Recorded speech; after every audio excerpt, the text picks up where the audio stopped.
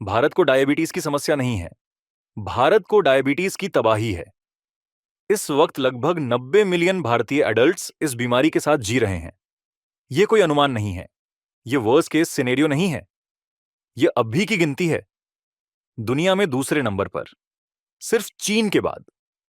और आईसीएमआर की अपनी नेशनल स्टडी कहती है कि असली संख्या इससे भी ज्यादा है। 100 मिलियन से ऊपर डायबिटीज के मरीज और 136 मिलियन और लोग प्री डायबिटीज की दहलीज पर खड़े हैं। इतने करीब कि एक गलत खाना उन्हें उस तरफ धकेल सकता है। जरा सोचिए, इसका मतलब क्या है एक देश के लिए? हर 10 में से एक भारतीय एडल्ट एक ऐसी क्रॉनिक बीमारी मैनेज कर रहा है जो कभी जाती नहीं, जो रोजाना डिसिप्लिन मांगती है, और जिस पर भारत ने एक साल में करीब 9 अरब 80 करोड़ रुपए खर्च किए। बीमारी ठीक करने पर नहीं, बस उसे संभालने पर। और हर साल यह रकम बढ़ती जा रही है।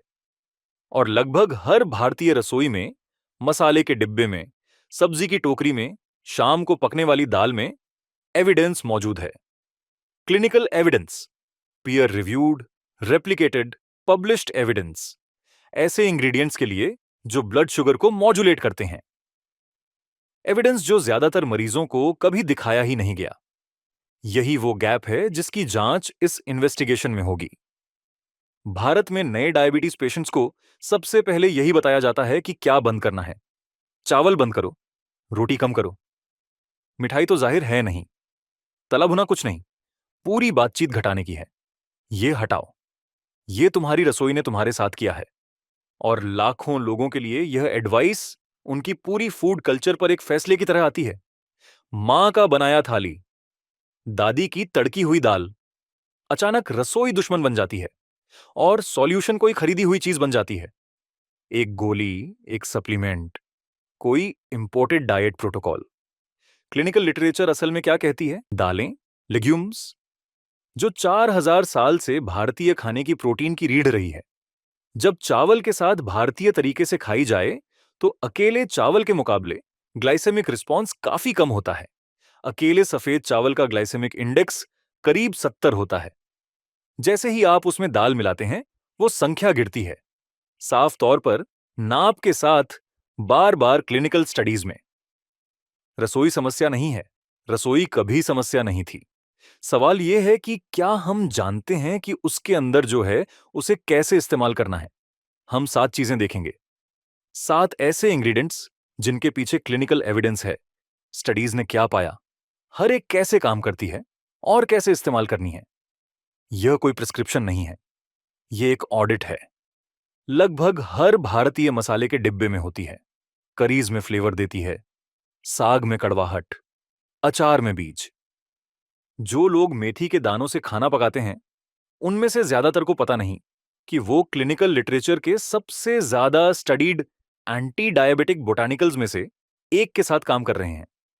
10 अलग अलग क्लिनिकल ट्रायल्स का एक मेटा एनालिसिस पाया कि मेथी के दानों ने फास्टिंग ब्लड ग्लूकोज को कंट्रोल के मुकाबले करीब 0.96 मिलीमोल्स प्रति लीटर कम किया, और खाने के बाद की ग्लूकोज को करीब 2.19 मिलीमोल्स प्रति लीटर।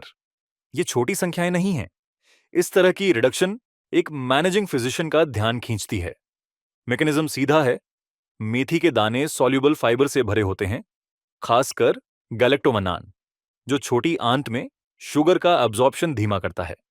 इनमें एक अमीनो एसिड भी होता है जिसे 4 हाइड्रोक्सी सोल्यूशन कहते हैं, जो सीधे इंसुलिन सिक्रीशन को स्टिमुलेट करता लगता है। 2 पाथवेज, एक दाना। सबसे सपोर्टेड मेथड, 1 चम्मच मेथी के दाने रात भर पानी में भिगोकर सुबह खाली पेट खाएं। 2 से 5 ग्राम रोज। करी में मेथी के पत्ते नहीं, दाने भिगोए हुए, नाश्ते से पहले। यही स्पेसिफिक प्रोटोकॉल है जो स्टडीज में इस्तेमाल हुई। किसी का फेवरेट वेजिटेबल नहीं, वो सब्जी जिसे बच्चों को बहला फुसलाकर खिलाना पड़ता है। और बायोकेमिकली शायद इस लिस्ट पर सबसे फार्माकोलॉजिकली दिलचस्प खाना। करेले में एक नहीं बल्कि 3 अलग कंपाउंड्स होते हैं जो ब्लड ग्लूकोज कम करते हैं: कैरेंटिन, पॉलीपेप्टाइड पी और वाइसाइन। चैरेंटिन पेरिफेरल टिश्यूज में इंसुलिन जैसा काम करता है। पॉलीपेप्टाइड पी को प्लांट इंसुलिन कहा गया है। यह स्ट्रक्चरली ह्यूमन इंसुलिन के इतना करीब है कि रिसर्चर्स ने शुरुआत में इसे सीधे ट्रीटमेंट के तौर पर स्टडी किया। विसीन एक एंजाइम को एक्टिवेट करता है जो ग्लूकोज अपटेक तेज करता है। इसका ग्लाइसेमिक इंडेक्स करीब 18 है। कॉन्टेक्स्ट के लिए, सफेद चावल 70 है, करेला 18। बॉडी इसे शुगर के सोर्स के तौर पर लगभग नोटिस ही नहीं करती, और साथ ही यह बॉडी में पहले से मौजूद ग्लूकोज पर सक्रिय रूप से काम कर रही है। कड़वाहट कोई खामी नहीं है, वो कंपाउंड है। दुनिया का सबसे ज्यादा स्टडीड स्पाइस और डायबिटीज मैनेजमेंट के संदर्भ में शायद सबसे कम इस्तेमाल होने वाला। सब हल्दी जानते हैं। 2023 का मेटा एनालिसिस लगभग कोई नहीं जानता। रिसर्चर्स ने 59 रैंडमाइज्ड कंट्रोल ट्रायल्स के नतीजे एक साथ देखे। 59 जो मेटाबॉलिक कंडीशंस वाले लोगों में टर्मरिक और कर्क्यूमिन सप्लीमेंटेशन को एग्जामिन करते थे।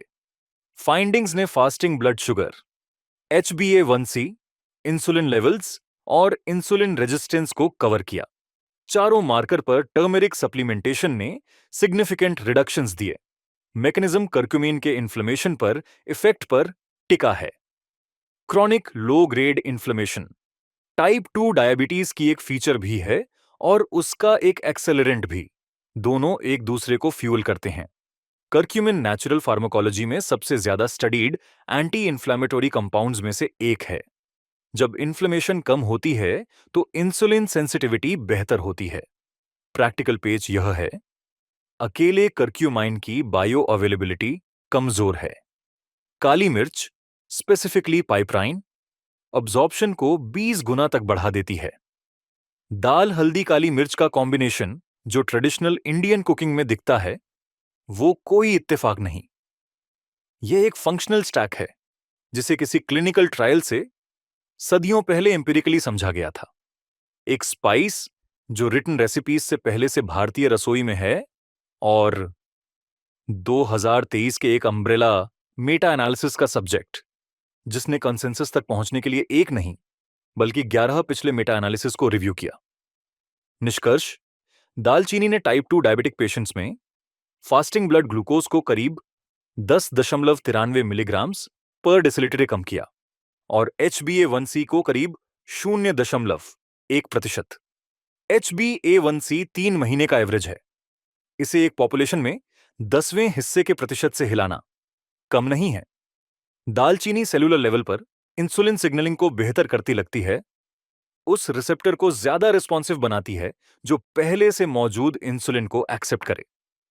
जब बीमारी का कोर प्रॉब्लम यही हो कि सेल्स ने इंसुलिन सुनना बंद कर दिया है, तो जो भी उन्हें फिर से सुनाता है वो मायने रखता है। आधा चम्मच सुबह की चाय में, ओट्स में मिलाएं, चावल में डालें, डोज छोटी है, बड़ा सिर्फ यह जानना है कि यह मायने रखता है। जो सब्जी सांबर में लंबी फलियों के रूप में आती है और ब्रॉडली साउथ इंडियन कुकिंग में पत्तियों के रूप में, उसने पिछले एक दशक में क्लिनिकल अटेंशन बटोरी है और 2025 में अब तक का सबसे रिगियस स्टडी सामने आया।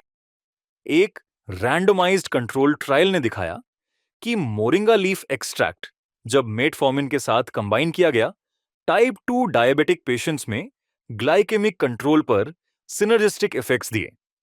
यह एक स्पेसिफिक वजह से मायने रखता है। भारत में डायबिटीज मैनेज करने वाले ज्यादातर लोग पहले से मेटफॉर्मिन पर हैं। यह फर्स्ट लाइन मेडिकेशन है। 2025 की फाइंडिंग मेडिकेशन हटाने के बारे में नहीं है। ये इस बारे में है कि क्या आपकी दादी की बुधवार की सब्जी चुपचाप नाप के साथ उस मेडिकेशन को बेहतर काम करा रही थी। यहां एविडेंस असहज करने वाली हो जाती है, इसलिए नहीं कि यह कमजोर है, बल्कि इसलिए कि यह इतनी स्ट्रांग है कि बहुत सावधानी से हैंडल करने की जरूरत है।